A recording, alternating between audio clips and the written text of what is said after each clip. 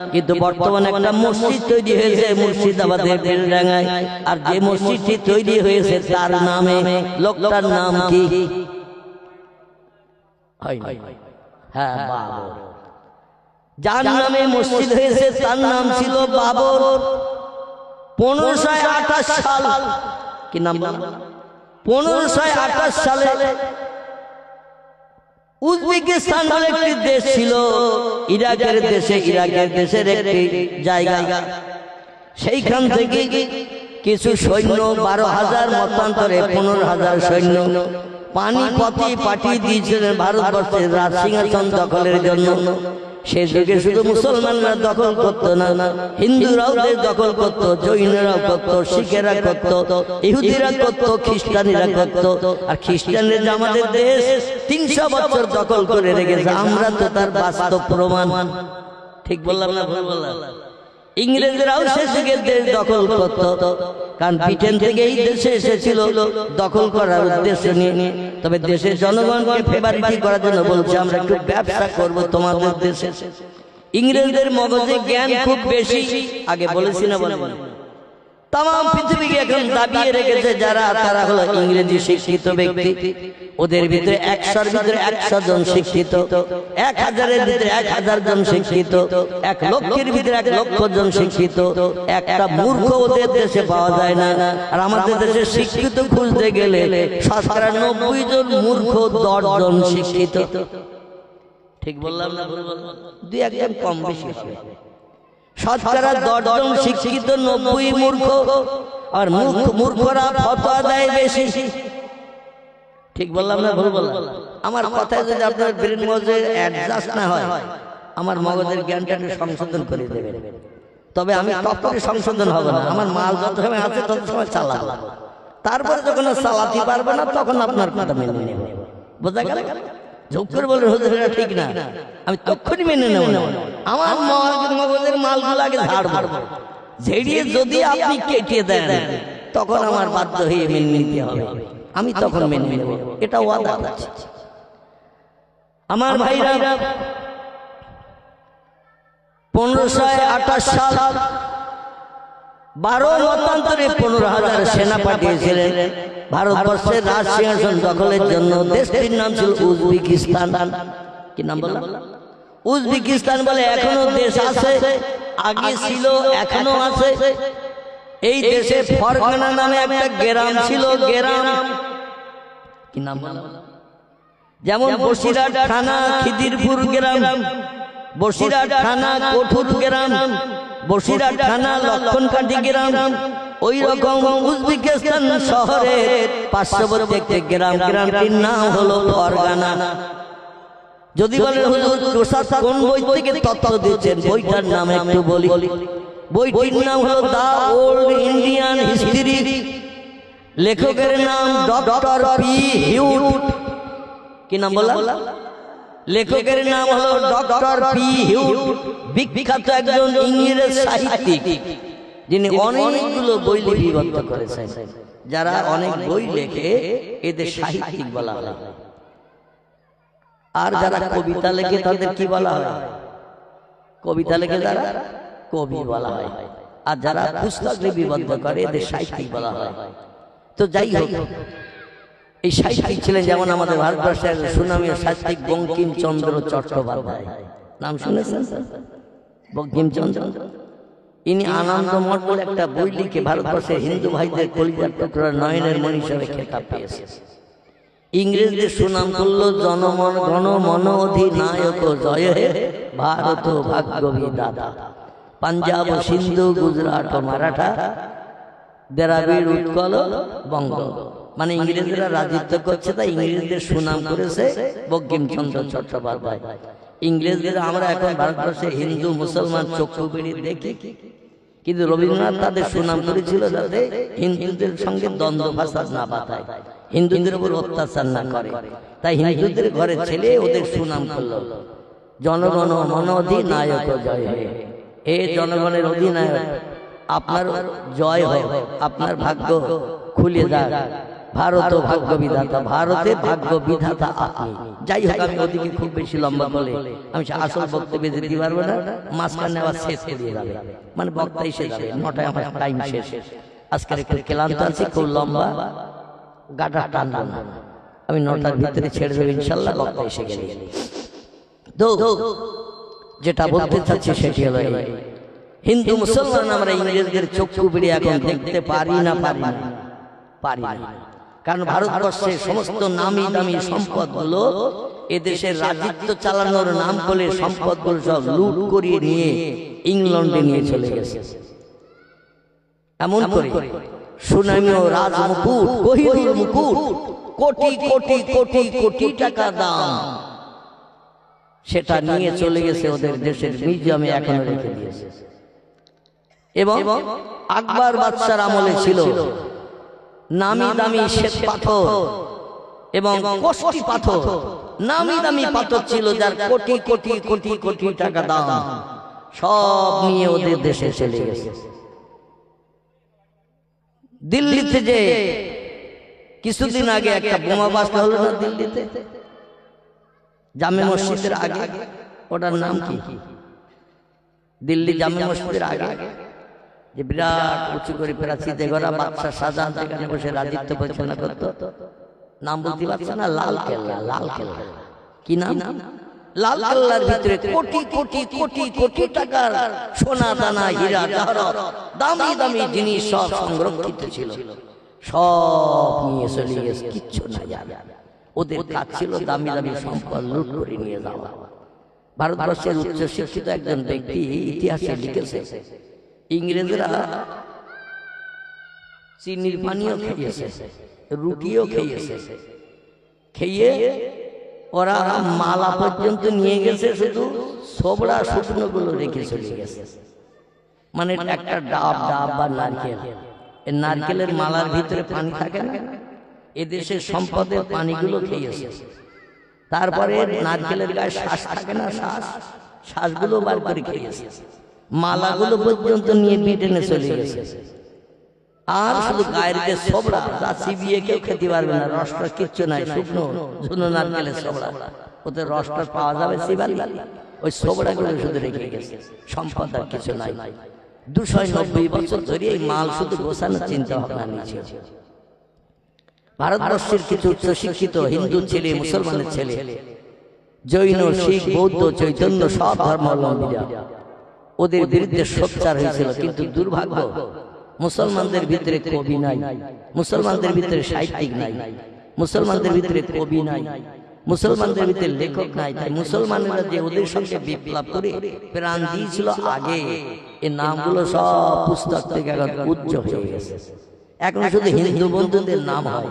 ক্ষুদিরাম ইংরেজদের বিপক্ষে বিপ্লব করেছে, বিনয় বাদল দীনেশ, ওরা হিন্দুদের ছেলে ইংরেজদের সঙ্গে বিপ্লব করেছে, এমন করে ফাঁসির কাস্টে ঝুলিয়েছে, প্রাণ দিয়েছে, অমুক করেছে, তমুক করেছে।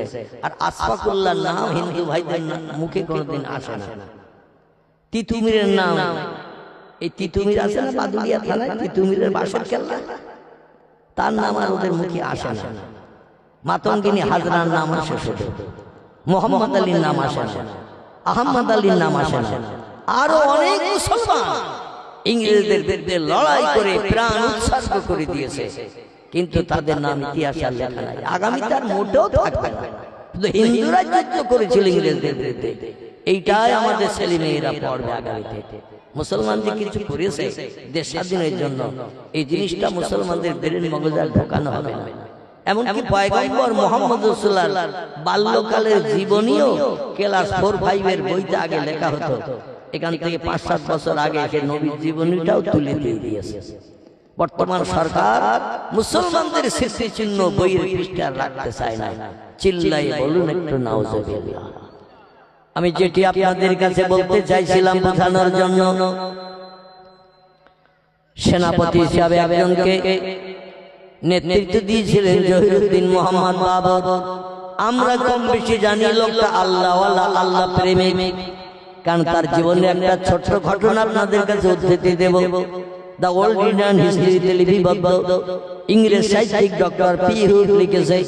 আর এই যুগের বর্তমানে ভারতীয় জনতা পার্টির দলের নেতারা, ভারতীয় জনতা পার্টির দলের নেতারা ইংরেজিতে যাদের বিজেপি বলা হয়, এরা বর্তমানে বাবরের নামে যে কুৎসা মোবাইলে রটাচ্ছে, কানে আঙুল দিতে হয়, চোখ বন্ধ করতে হয়।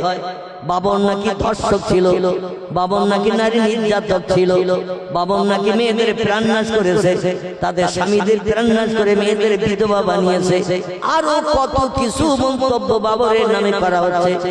বলে অন্য কোন লোকের নামে মসজিদ করা হোক, আপত্তি নাই, কিন্তু বাবর একজন ধর্ষক, বাবর একজন চরিত্রহীন, বাবর একজন প্রাণনাশক। বহু হিন্দুর প্রাণনাশ করেছে এই দেশে, দেশ দখল করতে এসে, যার কারণে তার নামে মসজিদ হোক, এটা আমরা হতে দেব। শেষের কথাটা একটু বলে, হ্যাঁ এই কথাটা একটু বলবেন। বাংলাদেশের লোকেরা বলে ওটা হুজুরিরা বলতে আয়, কিন্তু আমাদের দেশে ওই নিয়ম চালু নেই, আমাদের দেশে ওই নিয়ম চালু নেই। বাংলাদেশে হুজুর যেই বলবে হবে, শ্রোতারা উচ্চ রবে বলবেন না এটা করা যাবে, হুজুরের থেকে শ্রোতাদের কণ্ঠের আওয়াজ হবে জোরে না, আবার এই কাজটা করা ভালো, শ্রোতারা বলবে হ্যাঁ। আর আমাদের সবে এতে কাপ 6 মাস ভাঙে না, কমাল বলা 6 মাস এতে কাপ ভাঙে না। জলসা আসি সব নতুন বউ হয়ে, কি বল এই নতুন বউ যে বাপের বাড়িতে প্রথম দিন আসে, লোকজন দেখতে আসলে ও কি ফটফট করে কথা বলে বলে, ও বলে 2-4 দিন যাক, সে করে একটু মাটির তলায় চালাই, তারপর যখন টান্দা ঘুরতে পারবে না, তখন বুঝবো আমি চুপ করে থাকা বান্ধা কিনা, চুপ করে থাকা বান্ধি কিনা। আমি 2-4 দিন একটু ধৈর্য ধরিয়ে গালে পানি রেখে দিছি, পানি। এখন কথা বলতে গেলে পানি বেরিয়ে যাবে, তোর দিন নষ্ট হবে। নতুন বিয়ে হয়েছে তাই গালে পানি নিয়ে এখন তোমাদের কথাগুলো হজম করতেছে। আমাদের দেশের শ্রোতাদের এইরকম ভাব। বাংলাদেশে ওয়াজ করতে গেলে সত্যি আমাদের খুব ভালো লাগে, কলিজা ঠান্ডা। 2 ঘন্টা জায়গায় 2.5 ঘন্টা বলতে কোনো কষ্ট হয় না, কারণ ওরা কথা বার করে নেয়। আর আমাদের দেশে কখন ছাড়বে তাবারুক ঠান্ডা, কখন ছাড়বে তাবারুক ঠান্ডা হয়ে যাচ্ছে, টেস্ট পাওয়া যাবে না। আর এই শীতের রাতে বসে থাকা সম্ভব না, উশি বসি করে। আল্লাহু আকবার। তবে গাজীতলার মাঠের লোক এখন নড়াচড়া করবে, দেখতেছে সব চুপ করে বসে আছে। শেষ পর্যন্ত যেন আল্লাহ থাকা তৌফিক দান করে। সকলে বলবেন আমিন, একটু জোরে বলবেন আমিন। লেখকের নাম ডক্টর পি হুড, যার কথা বলছিলাম। তিনি বলছেন আমি যেটা জানি সেটা বিবদ্ধ করছি, বাস্তবে দেখেছি তাই। বাবর একজন সেনাপতি পাঠিয়ে দিলেন, কিন্তু সৈন্য দিয়ে নিজে আসে নাই। আর বাবরের নামে যত বদনাম কুনাম, বর্তমান ভারতবর্ষের তৃণমূল সরকারের বিরোধী দলনেতা যিনি, নাম আর তার বলবো না, কারণ আমি এসব রাজনীতির বক্তব্য পছন্দ করি না। তো আজকের একটুখানি মনে এলো তাই 2-4টে কথা, বেশি দেব না। বর্তমান সরকারের বিরোধী দলনেতা যিনি, বাবরের নামে এত উল্টো পাল্টা মন্তব্য বক্তব্য রেখেছে, যার কারণে বলতে চাইছে ওই নামে কেন মসজিদ হবে, ওই নামে মসজিদ করতে আমরা দেব না। আগামীতে যদি সরকার ওদের হাতে যায়, আমার ধারণা জেসিবি গাড়ি দিয়ে ভাঙার দরকার হলো ভেঙে দেবে ভাই, কারণ ওদের হাতে এখন সরকারি নেতৃত্ব নাই। যদি অ্যাডভান্স বলে ফেলছি আমি কথাটা, ওদের হাতে এখন সরকার নাই, যার কারণে এখন ছোট জগন্নাথ সেজে রয়েছে। কিন্তু যেই সরকার ওদের হাতে যাবে, আমার ধারণার কথা বলছি, যে হুমকি ধামকি দিচ্ছে, যে মন্তব্য করছে, প্রয়োজন হলে জেসিবি গাড়ি নিয়ে যাবে আর জয় শ্রীরামের ধ্বনি দিতে দিতে মুর্শিদাবাদের বেলডাঙ্গা উজাড় করে জমিন হয়তো রক্তে লাল করে দেবে। জোরে বলুন একটু নাউজুবিল্লাহ। উভয় দল যদি শক্তপোক্ত হয়, উভয় দল যদি শক্তপোক্ত হয়, তা সেখানে রক্তের বন্যা বইবে না, বইবে না। মুর্শিদাবাদ জেলার মুসলমানদের শতকরা 75%, 70%। মুর্শিদাবাদ জেলায় মুসলমানদের সংখ্যা শতকরা 70 মতান্তরে 75%। অন্য ধর্মাবলম্বীদের পার্সেন্ট হলো শতকরা 25 থেকে 30। যারা 3 ভাগের 1 ভাগ মুসলমান, 3 ভাগ, এরা কি ওই মসজিদ ভাঙতে গেলে ওরা কি জরুরি রোগীর মতো শুয়ে থাকবে নাকি? এই জন্য আমি কথাটা বললাম, বেয়াদবি নেবেন না। এ কথা আবার কতদূর যাবে তাও জানি না। আমি এতদিন পর্যন্ত কথা বলি নাই, তবে যদি তাদের হাতে সরকারি ক্ষমতা যায়, এই বাবরের নামের মসজিদ তারা রাখতে চাইবে না, কারণ অন্য নামে মসজিদ হোক আপত্তি নাই। আর ওই নামে মসজিদ হয়েছে বলে লক্ষ লক্ষ কোটি কোটি টাকা মুসলমানেরা আনন্দ করে দান করছে। ওদের গায়ে গাত্রদাহ জ্বলছে, জ্বালা চলছে, ঘুম হচ্ছে না, কারণ মুসলমানের এত টাকা কেন ওই নামে দান করছে?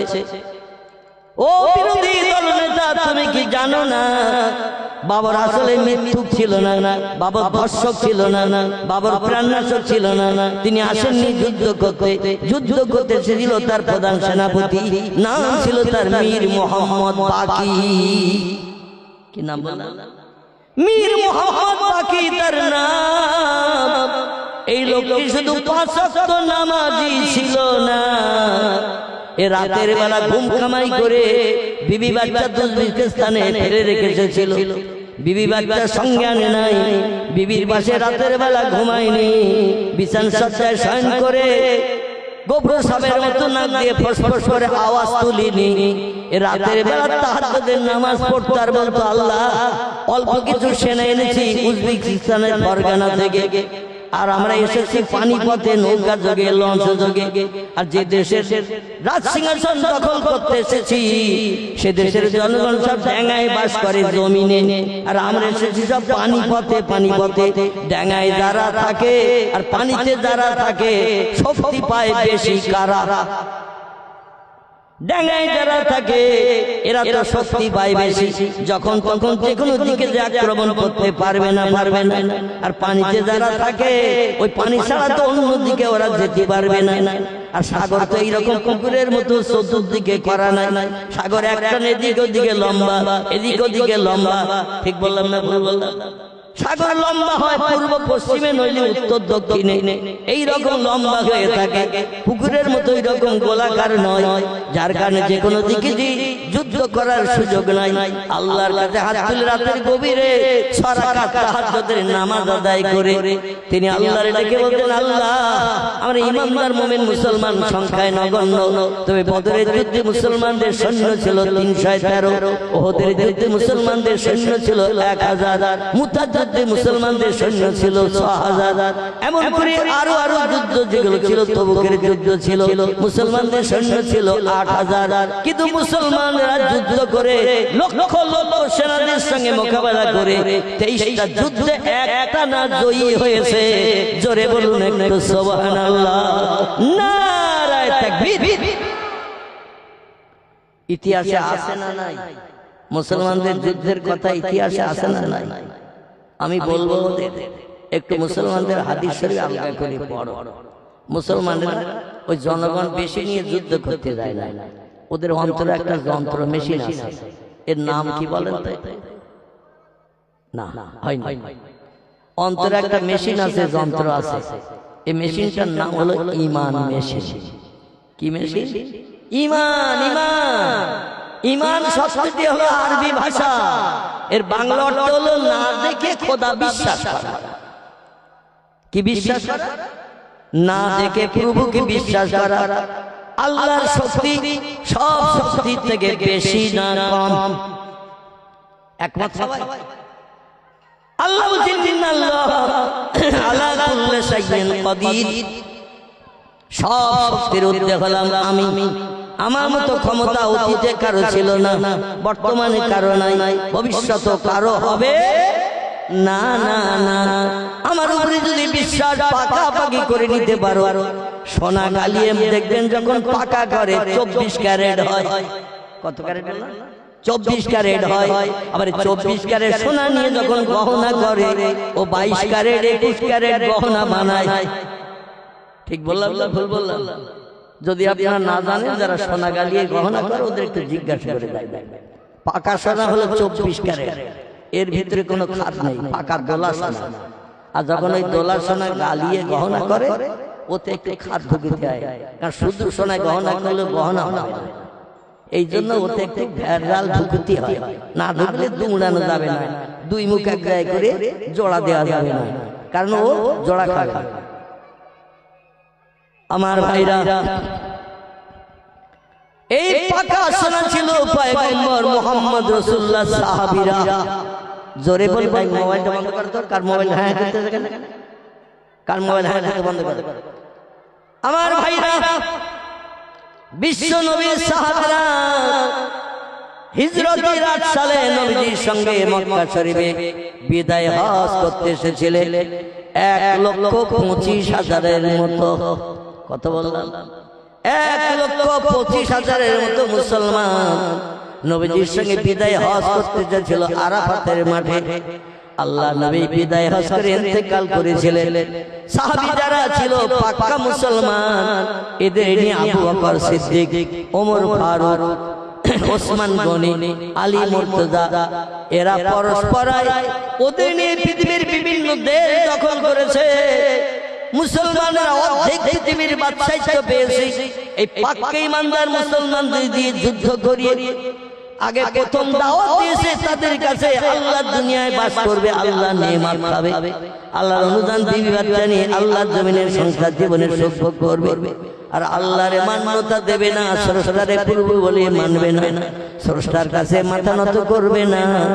এটা যারা করত না তাদের কাছে মুসলমানরা প্রথম কালেমার দাওয়াত দিতে এসেছিল। লা ইলাহা ইল্লাল্লাহু মুহাম্মাদুর রাসূলুল্লাহ। নবীজি তার জামানায় সাহাবীদের এইভাবে কলেমার দাওয়াত মিশরে পাঠিয়েছেন, সিরিয়ায় পাঠিয়েছেন, কুফায় পাঠিয়েছেন, বসরায় পাঠিয়েছেন, ইরাকে পাঠিয়েছেন, ইরানে পাঠিয়েছেন, দামেস্কে পাঠিয়েছেন, জর্ডানে পাঠিয়েছেন, তুরস্কে পাঠিয়েছেন। বিভিন্ন দেশে আল্লাহ নবী সাহাবীদের দিয়ে চিঠি পাঠিয়েছেন। আল্লাহ দুনিয়ায় বাস করছো, আল্লাহ নেয়ামত খাচ্ছো, আল্লাহর অনুদান বিবি বাচ্চা নিয়ে সংসার জীবনে সুখ ভোগ করছো, আল্লাহ জমিনে চাষবাস করে ফসল উৎপন্ন করে জীবন ধারণ করছো। যে আল্লাহ এত কিছু বানিয়ে দিয়েছে তোমাদের কল্যাণের জন্য, সে আল্লাহর কাছে একটু সেজদায় পতিত হয়ে মাথা নত করো। যারা চিঠিগুলো ছিঁড়ে পায়ের তলায় দবিয়ে মারিয়ে চিঠির মর্যাদা নষ্ট করে দিল, নবীজির নামের একটা স্টাম্প লাগানো ছিল মুহাম্মাদুর রাসূলুল্লাহ। প্রতিটি চিঠির পৃষ্ঠায় স্কুলের হেডমাস্টার যেমন একটা দরখাস্তে সই করে দিলে স্টাম্প দেয় না, দেয় তো না। স্টাম্প বিহীন যদি সই থাকে, ও সইটা কোনো জায়গায় গ্যারান্টি করবে না, সই নকল হলেও হতে পারে, ঠিক কি না? এই জন্য কোথা থেকে এনেছো চিঠি, কে দিয়েছে, তার নাম ঠিকানা, কোন স্কুলের নাম ঠিকানা, হেডমাস্টার কে অ্যাসিস্ট্যান্ট হেডমাস্টার, তার কোনো সিল চিহ্ন নাই, কেউ মেনে নিতে চাইবে না। আল্লাহর পয়গম্বর মুহাম্মদ রাসূলুল্লাহ সাল্লাল্লাহু আলাইহি ওয়াসাল্লাম লিখতে জানতেন না, পড়তে জানতেন না, তিনি কোনো সাহিত্য রচনা করতে পারতেন না, কোনো কবিতা লিখতে জানতেন না, কিন্তু তিনি কথা বলতে পারতেন উচ্চ মর্যাদা সম্পন্ন ভাষায়।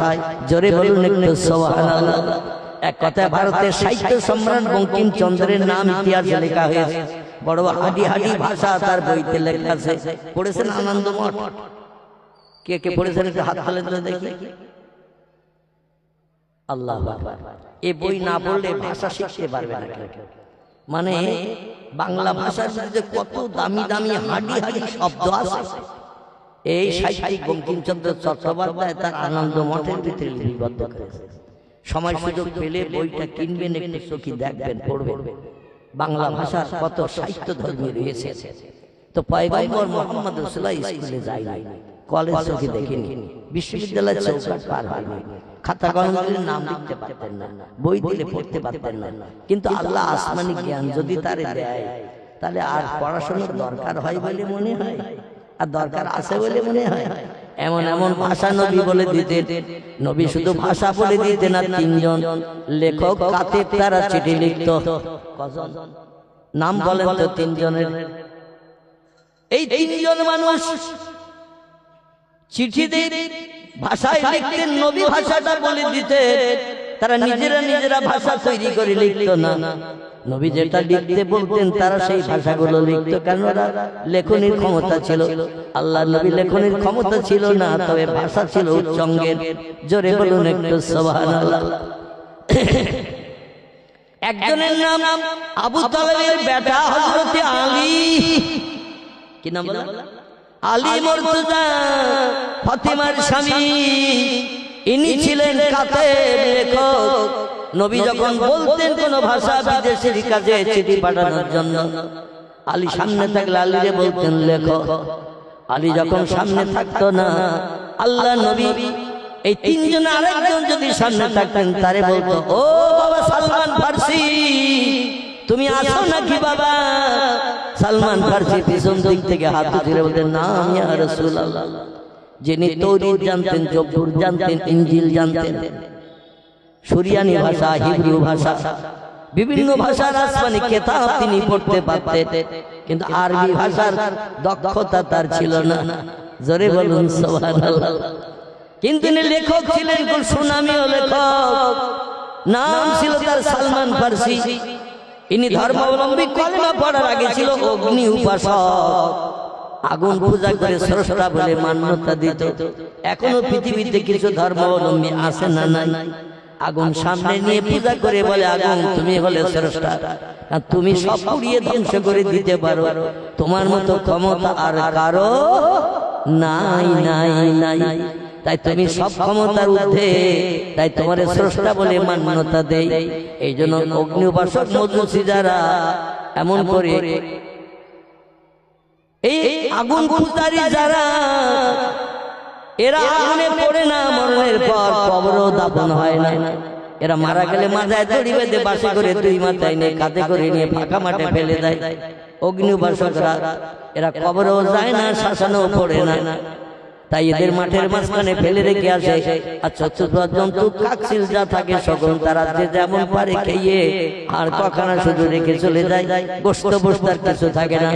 এই ভারতবর্ষের প্রথম নারী প্রধানমন্ত্রী ছিলেন যিনি, নাম ছিল তার শ্রীমতী ইন্দিরা গান্ধী। এর স্বামী ছিল কিন্তু এই অগ্নি উপাসক। জানেন? জানেন না? এই ইন্দিরা গান্ধীর স্বামী ছিল অগ্নি উপাসক। এর স্বামীর নাম ছিল ফিরোজ। ফিরোজ নামটা মুসলিম নাম না? ফিরোজ, ফিরোজ নাম।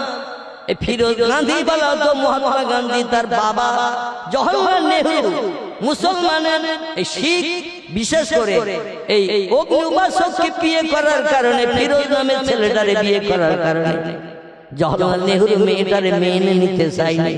বিয়ে করবি হিন্দু ছেলেকে, বিয়ে করবি খ্রিস্টানের ছেলেকে, বিয়ে করবি ইহুদি ছেলেকে, বিয়ে করবি বৌদ্ধ ছেলেকে, তো তুই কেন অগ্নি উপাসকের ছেলে বিয়ে করলি? মজুসি কেন তুই স্বামী হিসেবে বরণ করলি? তোর আর মেয়ে বলে মেনে নেব না। জাতির জনক মহাত্মা গান্ধী বলল, তুমি যদি মেনে না নাও, আমি ওদের মেয়ে জামাই বলে মেনে নিচ্ছি। তাই ওই গান্ধীর নামে ফিরোজ গান্ধী নামকরণ করা হলো। ইন্দিরার নাম আর জওহরলাল নেহরুর নামে থাকলো না, ইন্দিরার নাম করা হলো ইন্দিরা গান্ধী। মানে ওই জাতির জনক মহাত্মা গান্ধীর নামে স্বামী স্ত্রী দুইজনের নামকরণ করা হলো। জোরে বলুন একটু মারহাবা। সুবহানাল্লাহ বলতেছেন নাকি? সুবহানাল্লাহ সব জায়গায় বলা যাবে না, একটু মারহাবা বলেন। মানে জাতির জনক তাদের মেয়ে জামাই হিসেবে মেনে নিয়েছিল। তাই এই ফিরোজ ছিল অগ্নি উপাসক, বিশ্ব নবীর মহব্বতের সাহাবী, মদিনার দেশে বড় খেজুর বাগানের মালিক ছিল। এখনো তার বড় খেজুর বাগান আছে, তবে তিনি বেঁচে নাই। বংশ নসল 1450 বছর আগের বংশ নসল। এই সালমান ফার্সি রাদিয়াল্লাহু আনহুর বংশ নসল এখনো বেশি আছে মদিনায়। তারা সেই খেজুর বাগানের রক্ষণাবেক্ষণ করে। আল্লাহ বেশি বেশি করে ফল দেয় সেই গাছে। জোরে বলুন একটু সুবহানাল্লাহ। বিখ্যাত অগ্নি উপাসক পূজারী ছিল সে। তাওরাতের পুরো জ্ঞান রাখতো, জবুরের পুরো জ্ঞান রাখতো, ইনজিলের পুরো জ্ঞান রাখতো। তবে তিনটি কিতাব এসেছে আখিরি জামানার পয়গম্বরের নাম তার ওমা মুহাম্মাদুন ইল্লা রাসূলুন। আল্লাহ কোরআনের 22 পারা সূরা আহজাবে নাম কোট করেছে। আমি মুহাম্মদ নামধারী একজন ব্যক্তিকে রাসূল করে, প্রফেট করে, মেসেঞ্জার করে, পথ প্রদর্শক, বার্তাবাহক, শান্তির অগ্রদূত, রাহমাতুল লিল আলামিন করে, দয়ার সাগর, করুণার আধার করে বিশ্ববাসীর মুখে হাসি ফোটানোর জন্য সর্বশেষ একজন মহামানব পৃথিবীতে পাঠালাম, তার নাম দিয়ে দিলাম মুহাম্মদ। কি নাম? অথর্ববেদের 8 নম্বর শ্লোক, 3500 বছর আগে বেদ লেখা। মুনি ঋষি ব্যাসদেব 3500 বছর আগে জঙ্গলে তপস্যা করে সিদ্ধি সাধনা করে ইলহামের মাধ্যম দিয়ে যে তত্ত্ব বেদে, সেগুলো বেদের পৃষ্ঠায় লেখা। আমরা যারে বলি ওহি, হিন্দু ভাইরা তারে বলে ইলহাম। কি বলে? আমরাও তারে ইলহাম বলি, ওরা বলে আসমানি গায়বী আওয়াজ। স্রষ্টার তরফ থেকে স্রষ্টার উপাসনা করেছে। অধিকাংশ ধর্মীয় যাজকেরা তারা মাটির তৈরি প্রতিমার কাছে মাথা নত কোনোদিন করেনি। ঢোল তাবলা হারমোনিয়াম নিয়ে কোনোদিন পূজা করতে কোনো প্রতিমারে মুনি ঋষিরা যায়নি। হিন্দু ধর্মের লিপিবদ্ধ আছে স্রষ্টা তিনি, যার কোনো আকার নাই। স্রষ্টা হলেন তিনি, যারে দেখতে পাওয়া যায় না। স্রষ্টা হলেন তিনি, যার স্ত্রী নাই, পুত্র নাই, সন্তানাদি নাই। তিনি হলেন স্রষ্টা। এখন ওরা তো স্রষ্টার মেয়ে লক্ষ্মী, কালী, দুর্গা, সরস্বতী বানিয়েছে, আবার ছেলেও বানিয়েছে অনেককে। গণেশ আছে, বিশ্বকর্মা আছে, আরো অনেক আছে ছেলে। স্রষ্টার কি ছেলে আছে বলে মনে হয়? আছে। আল্লাহ কোরআনে একটি ছোট সূরা প্রদান করে দিয়েছেন, যে সূরাটা 3 বার পাঠ করলে পবিত্রতা অবলম্বন করে টোটাল 1 খতম কোরআন তেলাওয়াতের সওয়াব নামামলে জুটে যাবে। নারায়ে তাকবীর। এই সূরাটা 3 বার পড়তে খুব বেশি সময় লাগলে 4 মিনিট। কম মিনিট বললাম? 4 মিনিট সময় লাগবে সূরাটা 3 বার পড়তে। বিসমিল্লাহির রহমানির রহিম। কুল হুয়াল্লাহু আহাদ আল্লাহুস সামাদ লাম ইয়ালিদ ওয়া লাম ইউলাদ ওয়া লাম ইয়াকুল লাহু কুফুয়ান আহাদ। তাড়াতাড়ি যদি পড়েন 1.5 মিনিটে পড়া হয়ে যাবে। আমি একটু মাখলেস করে পড়লাম যাতে আপনারা আবরাতে পারেন, তাই এই জন্য একটু সময় লেগে গেছে বেশি। আর জোরে পড়লে কুল হুয়াল্লাহু আহাদ আল্লাহুস সামাদ লাম ইয়ালিদ ওয়া লাম ইউলাদ ওয়া লাম ইয়াকুল লাহু কুফুয়ান আহাদ। কম মিনিট লেগে গেছে? 1 মিনিট লাগেনি। ঠিক বললাম না? এই সূরাটা 3 বার যদি কোনো ব্যক্তি পবিত্রতা অবলম্বন করে পাঠ করে, 1 খতম কোরআন তেলাওয়াতের সওয়াব আল্লাহ তার নাম আমলে লিপিবদ্ধ করেন। জোরে বলুন একটু সুবহানাল্লাহ। এই সূরা আল্লাহ তার পরিচয় দিচ্ছেন, আমার সম্পর্কে তোমরা কোনো ধ্যান ধারণা করে ছেলে মেয়ে যেন বানিও না, আমার বউ কারো বানিও না, আমার মা কারো বানিও না, বাচ্চা কাচ্চা কারো বানিও না। সূরাটার মানে মতলব একটু শোনো আর জানো, কিন্তু জীবনে মানে জানার চিন্তা নেই, জীবনে পড়তেও চাই নেই। শুধু ছোট সূরা পড়লে 1 রাকাত নামাজ হয়। তাই কুল হুয়াল্লাহু আল্লাহু আকবার, সুবহান রাব্বিল আযীম, সুবহান রাব্বিল আযীম, সুবহান রাব্বিল আযীম, সামিআল্লাহু লিমান হামিদা, আল্লাহু আকবার, সুবহান রাব্বিল আলা, সুবহান রাব্বিল আলা, সুবহান রাব্বিল আল্লাহু আকবার। আচ্ছা, আয়াতের মানে কি জীবনে জানার চেষ্টা করেছি? কোন ব্যক্তি যদি মানে মতলব জেনে পড়ে, সওয়াব কি ওইরকম হবে না একটু বেশি হবে? 10 গুণ থেকে 70, 70 থেকে 700 গুণের সওয়াব আল্লাহ মানে জেলে পড়লে আপনার নাম আমলে থলিতে শ্রীবৃদ্ধি করে লিপিবদ্ধ করে দেবে। নারায়ে তাকবীর। আল্লাহ বলেন কুল। আরবিতে ছোট কাপ দিয়ে কুল মানে হলো খাও। কুল মানে কি? ছোট কাপ দিয়ে কুল, কাপ দুটো, একটা ছোট কাপ আর একটা ছোটর উপরে কি বড়। একটা কাপ হলো ছোট, যার নোকতা টোকতা কিছু নাই, আর একটা কাপ হলো বড় কাপ, এর মাথায় দুটো নোকতা আছে না একটা। পড়েনি ওটা হাত দেননি, তার নোকতা কটা বলবেন? ঠিক কথাটা বলবেন। যদি বলেন একটা, তাহলে কাপ হবে না, ফে হবে। কি হবে? কাপ আর ফে অক্ষর দুটি একই রকম মেকার দেখতে, কিন্তু ফের মাথায় নোকতা কটা? একটা। আর বড় কাপের মাথায় নোকতা দুটা। কাপ দিয়ে কালবুন মানে হলো পুকুর, ছোট কাপ দিয়ে কালবুন মানে হলো পুকুর, বড় কাপ দিয়ে কলবুন মানে হলো আত্মা, প্রাণ। এই জন্য বড় কাপের উচ্চারণ আলাদা, ছোট কাপের উচ্চারণ আলাদা। পড়তে গেলে পড়তে হবে কুল, আর ছোট কাপ দিয়ে কুল। কুল পড়লে ওটা হবে খাও, কুলু ওয়াশরাবু, আল্লাহ কোরআনে সূরা বাকারা বলেন কুলু তোমরা খাও, ওয়াশরাবু তোমরা পান করো। আর বড় কাপ দিয়ে যদি বলেন কুল, তখন আর কিন্তু ওই খাওয়ার মানে হবে না, তখন মানে হবে হে আমার হাবিব মুহাম্মদ আপনার উম্মতদের আপনি বলুন। কুল মানে হলো বলো, হু আল্লাহু আহাদ। যারা আমার সম্পর্কে বিভিন্ন ধ্যান ধারণা করছে, আমার বউ কজন, মা কজন, ছেলে কজন, মেয়ে কজন, জেনারেশন সূত্রে তো পৃথিবীতে এইভাবে মানুষ বেঁচে আছে, মারা যাচ্ছে, বেঁচে আছে, পরস্পর চলছে। এইরকম জেনারেশন কিন্তু তোমাদের মতো আমার নাই। জোরে বলুন সুবহান। আমি অতীতে ছিলাম একা, বর্তমানে আছি একা, ভবিষ্যতেও থাকবো একা। আমার মা কোনদিন তোমাদের মার মতো মরবে না, আমার বাপ কোনদিন তোমাদের বাপের মতো মরবে না, আমার দাদা কোনদিন অতীতে মরে নাই, দাদি কোনদিন মরে নাই। আসলে ছিলই না তো মরবে কে? বুঝতে পারছেন? ছিলই না তা মরবে কে? আপনি বলে দিন আপনার উম্মতদের যারা এই কাবা শরীফের ভিতরে 360টা মাটি পাথরের প্রতিমা সাজিয়ে রেখেছে, 22 হাত লম্বা, 22 হাত আড়, 22 হাত উঁচু, একটা চতুর্কোণা বিশিষ্ট বড় ঘর। আমাদের ঘর করা হয় কহাত। কথা বলেন তাড়াতাড়ি। কহাত ঘর করা হয় লম্বা, কহাত ফুটে থেকে বললেন 12 ফুট। কি ঠিক বললেন? 12 ফুট লম্বা। আর ক ফুট বলে? 11 ফুট 10 ফুট। আর যদি বলে হাত, তাহলে বলতে হাত জোড় করতে হবে। একটা ঘর আছে কাবা শরীফের চাতলে, এই ঘরটি 22 হাত লম্বা, 22 হাত আড়, আবার উঁচুতেও 22 হাত, 33 ফুট লম্বা, 33 ফুট আড়, 33 ফুট উঁচু। যেদিকে তাকাবেন মেকারাকি। এই ঘরটির নাম হলো কাবা বাইতুল্লাহ। জোরে বলুন একটু সুবহানাল্লাহ। এই বড় আকারের ঘরটি 3টে পাক দিয়ে হাজীদের উমরা করতে যারা যায়, 7টা পাক দিয়ে ঘুরতে সময় লাগে 3.5 ঘন্টার মতো। কতটা বললাম? যারা হজ পাক করতে গেছেন, উমরা করতে গেছেন, আমার কথা একমত হতে পারবেন।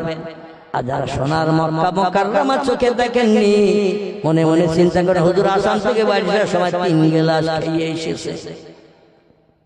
একটা 33 ফুট লম্বা ঘর, 22 হাত লম্বা ঘর ঘুরতে আবার 3.5 ঘন্টা লাগে নাকি? এই মেনে নেবে কেউ? কিন্তু মৌ পোকার মতো মানুষের জান, মৌসাকে যেমন মৌ পোকা ভরা, কাবার চাতলে রাত দিন 24 ঘন্টা ওই রাম মানুষ ভরা। আমি বেটে গুটে মানুষ, দিনের বেলা বহু চেষ্টা করেছি। আল্লাহ দমকে 3-3টি নবীদের মাতৃভূমি যখন চোখে দেখিয়েছে, আল্লাহর নবীর হাতে গড়া ঠিক আমার দাড়ি সমান উঁচু জায়গায় একটা জান্নাতি পাথর এখনো সেট করা রয়েছে।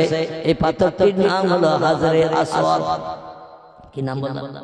হাজরে আসওয়াদ। পয়গম্বর বলেছেন পাথরটা দুনিয়ার কোনো পাহাড়ের পাথর না, এই পাথরটা হলো আল্লাহর জান্নাতের পাথর। এই পাথরটা আল্লাহ পাক পাঠিয়ে দিয়েছিলেন ওই মক্কা মুকাররমার কাবা ঘরের পূর্ব দিকে, বিশ্ব নবীর জন্ম ঘরের দক্ষিণ সাইডে একটা পাহাড় এখনো দাঁড়িয়ে আছে। এই পাহাড়টির নাম হলো আবু কুবাইস। কি নাম বললাম? সৌদি সরকার পার্শ্ববর্তী গাজ্জা পাহাড় ভেঙে চুরমার করে দিয়েছে। আশেপাশে যত পাহাড় ছিল, পশ্চিমে, দক্ষিণে, উত্তরে, সব পাহাড়গুলো ভেঙে দিয়ে বৃহৎ চাতাল বানিয়েছে হাজীদের নামাজ পড়ার জন্য। যতদিন যাচ্ছে জনসংখ্যা বেড়ে যাচ্ছে পিঁপড়ের মতো। এই জন্য মানুষ যাতে সুস্থভাবে নামাজ পড়তে পারে, তাই পাহাড় ভেঙে ভেঙে জায়গাগুলো ক্লিয়ার করছে। ঘর বাড়ি টাড়ি কাবা শরীফের আশেপাশে নাই, সব ভেঙে চুরে ক্লিয়ার করে দিয়েছে, ফাঁকা চাতওয়াল। আমার ভাইরা, কিন্তু সেই পাহাড়টা এখনো পর্যন্ত সৌদি সরকার রেখে দিয়েছে। শুধু রেখে দিয়েছে না, কিয়ামত পর্যন্ত থাকবে। আর একটু জোরে বলে, কেন থাকবে?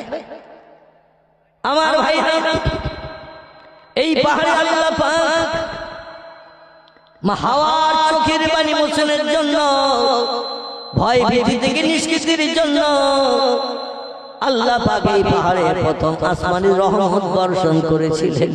জোরে বলুন একটু সুবহানাল্লাহ। স্বামী স্ত্রী দুইজন গন্ধম খাওয়ার পরে পেশাব পায়খানা লেগে গেল। আল্লাহ নোংরা জায়গায় চলে যাও, যতবার পায়খানা করো পেশাব করো হাগো আর মতো, আমার আপত্তি থাকবে না, তো আমার জান্নাতে নোংরা ফেলতে দেব না। টোটাল 8খানা জান্নাত সব পবিত্র। জোরে বলুন একটু সুবহানাল্লাহ। আর জান্নাত নোংরা করবে আমি ওটা আল্লাহ মেনে নেব না, কারণ আমার 8খানা জান্নাতের ভিতরে ময়লা ফেলার একটা ডাস্টবিন পর্যন্ত নাই।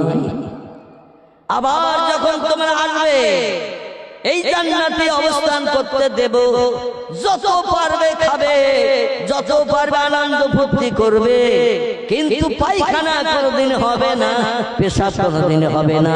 মায়ের পেটে বাচ্চা থাকলে নমাজ 10 দিন, যেমন মায়ের পেটে বাচ্চারা খায়, বাচ্চা যখন জন্ম নেয় মায়ের পেট থেকে ক কেজি পায়খানা বাড়ি হয়। একটু কথা বলতে হবে।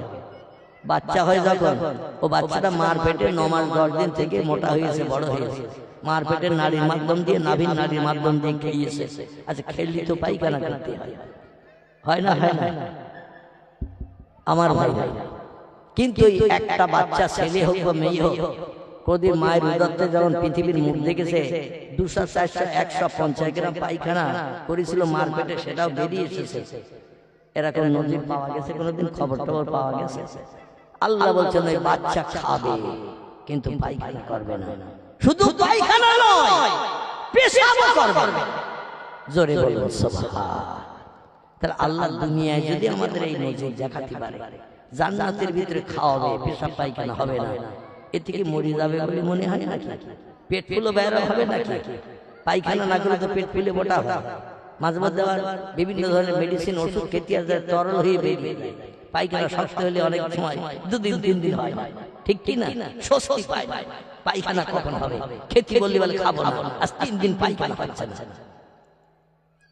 আহারে জান্নাতে যতবারে বান্দারা খাবে, আর মাঝে মাঝে একটু হাই উঠবে, হাই। আমাদের ঘুম থেকে উঠলে একটু হাইটাই ওঠে না? মাঝে মাঝে ঢেকুর উঠবে, ঢেকুর। জান্নাতের ভিতরে খাওয়ার পরে মাঝে মাঝে আমাদেরও ঢেকুর ওঠে না? ওঠে না? এইরকম ঢেকুর উঠবে, এতে আল্লাহ হজম করে দিয়ে দেবে। কোথা দিয়ে পার হবে না জানে আল্লাহই খবর রাখেন। ও নিয়ে আল্লাহ চিন্তা করব না, মাথা খারাপ করব না। আল্লাহু আলাম বিমারাদিহি, আল্লাহ বিষয়টা সম্পর্কে একটু বেশি বেশি জানেন। সব জিনিস জানতে গেলে পাগল হয়ে যেতে হবে। আল্লাহর উপরে বিশ্বাস রেখেই ও জিনিস সম্পর্কে বেশি এগিয়ে যাওয়া যাবে না। যদি বলেন আমাদের বাপ মা ছিল তাই আমরা হয়েছি, তা আল্লাহ কি করি হই? আপনি বলছেন লাম ইয়ালিদ, তার সন্তান নাই, ওয়ালাম ইউলাদ, তার পেটের থেকে তিনি জন্ম নেন নাই। সূরা ইখলাসে তথ্য এসেছে।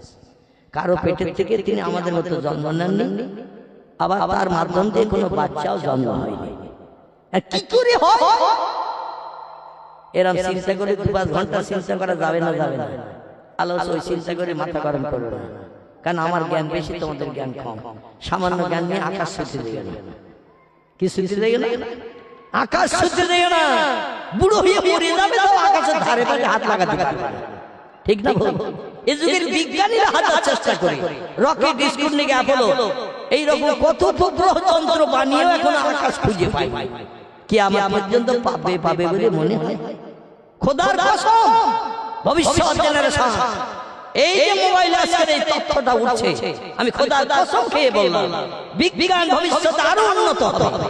আমি আপনি কবরে চলে যাব, মাটির সঙ্গে মিশে যাব, আর কখনো হয়তো 2-10 হাজার বছর যদি আল্লাহ কিয়ামত না করে তাও মাটির সঙ্গে মিশে যেতে পারে। কিন্তু বিজ্ঞানীর ঠাকুর দাদার বাপ আসলো, নাতি নাতকুর ভবিষ্যৎ আসলো, আকাশে হাত লাগাতে পারবে? আকাশ কোথায় আছে খুঁজে পাবে? খোদার কসম পাবে না, কারণ মানুষ সব জানতে পারবে না। আল্লাহ যে সব যদি তোমরা জেনে না, আমার তো আর নেবা। ঠিক বললাম? সব যদি তোমরা জেনে নাও, আমার তো আর নেবা না। বলবে সব মাল পেয়ে গেছে, ওনার দরকার নেই। এটা মানুষ মাঝে মাঝে চিন্তা ভাবনা করে। কারো কাছ থেকে যা নেওয়া নিয়ে নেয়, নিয়ে বলে কাজ ঠিক আছে, আর ওনার সঙ্গে বন্ধুত্ব রাখার দরকার নাই, এরকম বলে না? বলে না? বলে না বলে না, আর ওনার দরকার নেই, যা মাল নেওয়া সব নিয়ে ফেলেছি, ভালোবাসা মহব্বত প্রেম দিয়ে ধোঁকা দিয়ে সব কাজ আদায় করে দিয়েছি, আর বন্ধুত্ব রাখার দরকার নেই। আল্লাহ বলছেন কিয়ামত পর্যন্ত চেষ্টা করলো, মায়ের পেটের বাচ্চা আলেম হবে না হাফেজ হবে, চোর হবে না গুন্ডা হবে, দস্যু হবে না ডাকাত হবে, অন্ধ হবে না চক্ষুষ্মান হবে, এটা আমি জানি, তোমরা জানো না। জোরে বলুন সুবহানাল্লাহ। কবে পশ্চিম দিক থেকে সূর্য ডগডগ করে ভোরবেলা গাছের মাথা দিয়ে উঠবে, কিয়ামত পর্যন্ত চেষ্টা করেও তত্ত্ব দিতে পারবে না, ওটা আল্লাহ আমি জানি। জোরে বলুন একটু সুবহানাল্লাহ।